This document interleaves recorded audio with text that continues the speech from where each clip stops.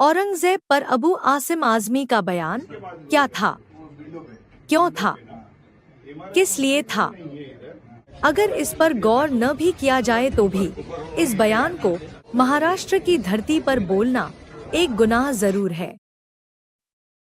यहाँ शिवाजी महाराज और संभाजी महाराज का एक देवता के तौर पर सम्मान होता है।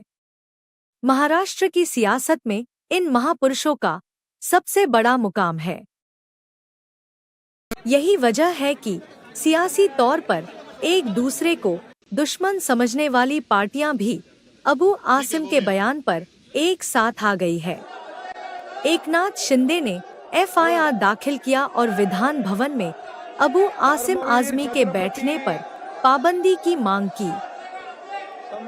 धर्मवीर गोडवे या ठिकाणी अबू आझमीने गायलं। खरं म्हणजे अबू आझमीचा निषेध करायला पाहिजे। अबू आझमीचा धिक्कार करतो। अबू आझमी या ठिकाणी धिक्कार करत असताना या ठिकाणी थांबा ना। आणि म्हणून अबू आझमीनी यापूर्वी देखील छत्रपती शिवाजी महाराजांच्या बद्दल अतिशय चुकीचं वक्तव्य केलं होतं आणि म्हणून त्यावेळी देखील वारंवार अबू आझमी छत्रपती शिवाजी महाराज आणि संभाजी महाराजांचा जाणीवपूर्वक अपमान करतो। हा खरं म्हणजे छत्रपती संभाजी महाराजांनी देशासाठी बलिदान केलं, आपला प्राणांचं बलिदान केलं, पण धर्म बदलला नाही। अशा संभाजी महाराजांचा शिवाजी महाराजांचा अपमान करणं म्हणजे हा अबू आझमी देशद्रोही आहे, देशद्रोही आहे। आणि म्हणून या देशद्रोहाला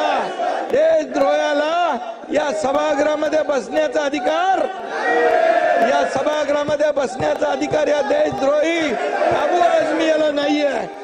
दूसरी तरफ उद्धव ठाकरे ने कहा कि शिवाजी महाराज और संभाजी महाराज के खिलाफ बोलने वालों को माफी नहीं मिलनी चाहिए। को लेकर के काफी विवाद हो रहा है। कल अबू आज़मी ने बयान दिया कि औरंगजेब जो है वो, उसके ऊपर काफी बहस हुई है और हम तो यही मानते हैं और यही चाहते हैं कि जो भी हमारे जो हम जिसको देवता मानते हैं छत्रपति शिवाजी महाराज, छत्रपति संभाजी महाराज, उनके बारे में कोई भी कुछ भी गलत कहे तो उनको शासन होना चाहिए, उनको माफ नहीं करना चाहिए। एक अहम सवाल है।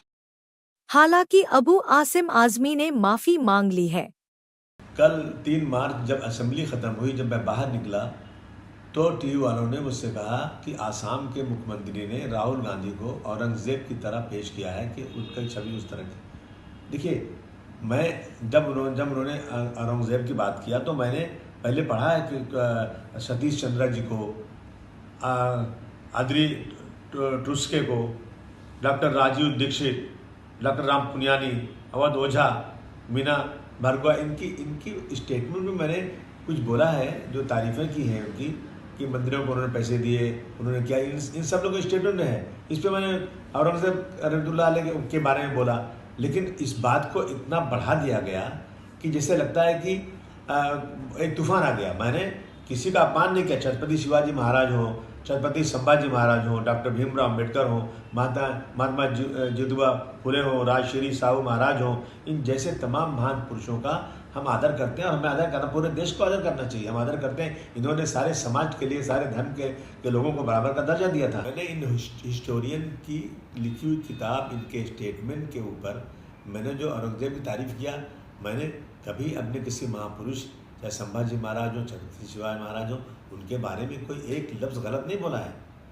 लेकिन अगर इन चीज़ों से किसी को वो लगता है कि इसको तोड़ मरोड़ के पेश करके किसी को लगता है कि मैंने गलत बोला है, तो भाई मैं अपने पूरे स्टेटमेंट को वापस लेता हूँ। असेंबली चलना चाहिए, असेंबली में बहुत सारे काम है। इन इशू पर असेंबली रोकी जाए, मैं समझता हूँ ये महाराष्ट्र की जनता का बहुत सारा काम रुकेगा। इसमें दो राय नहीं। फिल्म छावा की रिलीज के बाद देश की जनता के जज्बात उरूज पर है। ऐसे वक्त में अबू आसिम आज़मी का बयान देश के एक बड़े तबके के जज्बात को ठेस पहुंचाता है। वैसे भी अबू आसिम आज़मी इतिहासकार नहीं है।